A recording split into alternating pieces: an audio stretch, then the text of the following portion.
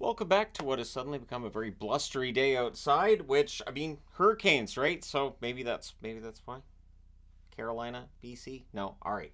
So, the first game of the playoffs is in the books. We did not need overtime, which is unusual for an Islanders game this season, but let's go ahead and discuss.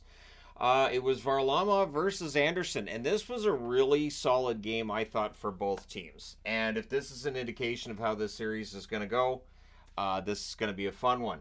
So good early back and forth. There was some hitting going on as well. There was a total of 39 hits in the game. It wasn't a game full of like hits back and forth and back and forth, but there were some pretty good hits out there. So Barzell has a sharp angle shot that saved. Looked like the Islanders might get off to the good start, but the Canes end up getting a power play and they score on it. It takes 12 seconds. Evgeny Kuznetsov is why they picked him up from the Caps, right? He gets a goal from Natchez and Shea at 1:35. He wired that one from the left circle. It's 1-0 for Carolina. Svechnikov has a net drive that's blocked. 4.5 minutes in, the shots are 2 apiece. Nason has a chance that's saved. The Canes press are kept to the outside, which was really a storyline today. A lot of really solid defense by both teams, and not a lot of chances in close at the net for either team. It was really and truly the kind of series that we had expected before things got started. So Shea has a hit on McLean that draws some cheers. Stahl has a rush chance that's held. The Canes press. Chatfield has a shot that deflects out. And then during a brief press by the Islanders, they end up tying the game. A puck gets past Freddie Anderson. He was just down. He couldn't quite hold the puck. And so McLean buries it. His first career NHL playoff goal. Leon Romanov with the assist at 8:19. Canes look to respond, but the Islanders, they get some pressure at the half. The tying goal seemed to have boosted them a bit in this game.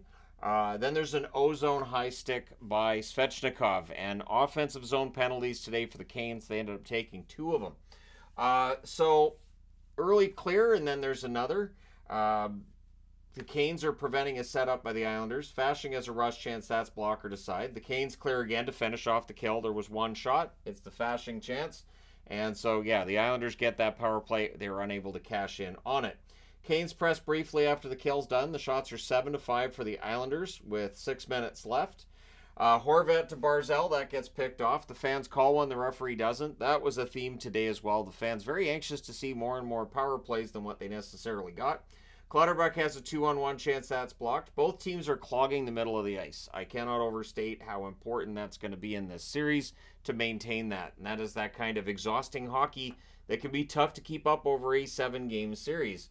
The Canes press with a minute and a half left. Cizikas has a rush chance that's held. There's some pushing after the whistle there. Not a lot of that today, though. Like, considering these teams met the playoffs last year, not nearly as much hate as you might expect. So we go to the second period with the score tied at 1. The teams resume where they left off. A lot of blocking the middle of the ice. The Canes had the early edge. Again, the Islanders blocking. The Islanders press at 2.5 minutes. And the Canes, what do? They keep them to the outside. So defensive zone coverage, very, very important for both teams in this one. Fashing has a tip shot, that saved. Drury's denied from the slot. Varlamov holds on there.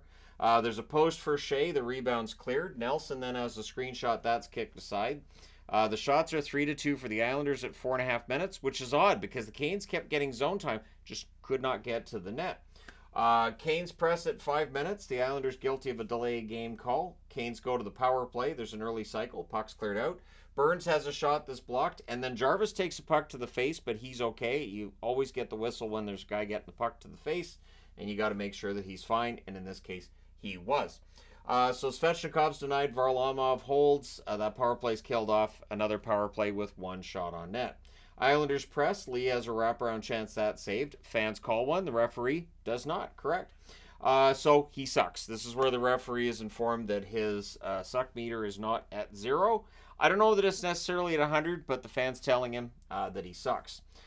Burns prevents a Horvat goal. The next chance for Horvat is fired high, so he was around the net today. Could not find the back of it.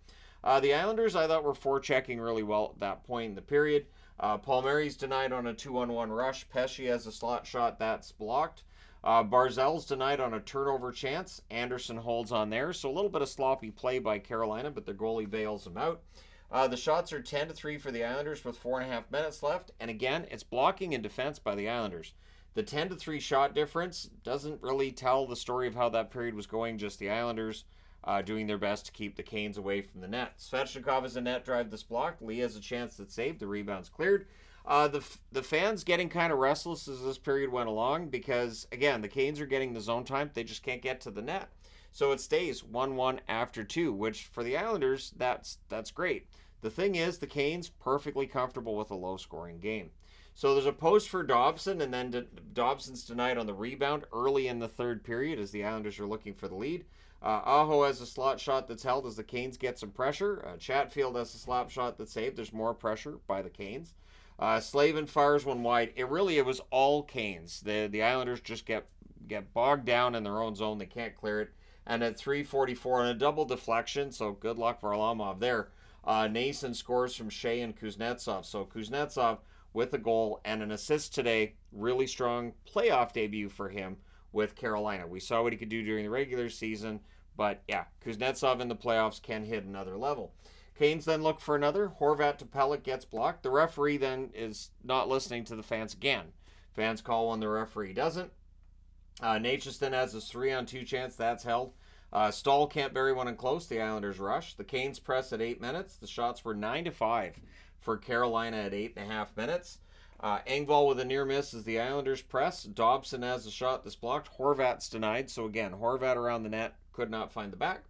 Anderson holds on to that chance. Martinuk to Stahl, that gets blocked. Jarvis with a hit on Dobson, that draws some cheers. So again, not a ton of really, hits in general, but there were some nice hits and some hits that it felt like, energized the team maybe a little bit. Definitely energized the fans. It was a loud crowd today in Carolina, which will surprise nobody. 8:32 left. Nason guilty of roughing, and again, it's an offensive zone penalty. Fans weren't happy with that, so we get an early cycle while the referee is informed. Again, he is not 0% on the suck meter. There's an arm save on Palmieri, then there's a post for Palmieri. The Canes clear it, and eventually Palmieri takes a penalty, which makes it like 1 second of 4-on-4 before there's a power play for Carolina. Referee doesn't suck there. The fans cheer for that one. So there's an early cycle. There's a shorthanded rush by Cizikas that's saved, and the Islanders did an excellent job of preventing the setup, which makes sense because they're down 2-1. They cannot afford to allow a third goal at this stage. The Canes do cycle late in the power play, but that's killed off. One shot on net for Carolina during that. The Islanders press with 3 minutes left, but they can't get to the net. So Patrick Waugh opts to pull the goalie with 2 minutes and 10 seconds left. With 1:40 left, the Islanders call a timeout. At 18:28, Natchez hits the empty net from Pesce and Drury. Patrick Waugh not happy with how this turned out, but honestly, a 3-1 win for Carolina. It was a hard-fought victory. They are ahead 1-0 in this series, and the shots on net don't really tell the story of how Carolina, I thought, had the better chances. But yeah, they were outshot through a lot of this because the Islanders just kept blocking them. Shots on net, 8-7 Islanders in the first, 13-6 Islanders in the second, 14-13 Islanders in the third. So the Canes get the same amount of shots in the third as they had in the first and second combined. The final shot totals, 35 for the Islanders, 26 for the Canes. Power plays, the Islanders 0 for 2, Carolina 1 for 3. The hits, 22-17 for Carolina. Varlamov saved 23 out of 25. Very strong game for him. But Freddie Anderson, again, I think Freddie Anderson's a very good playoff goaltender.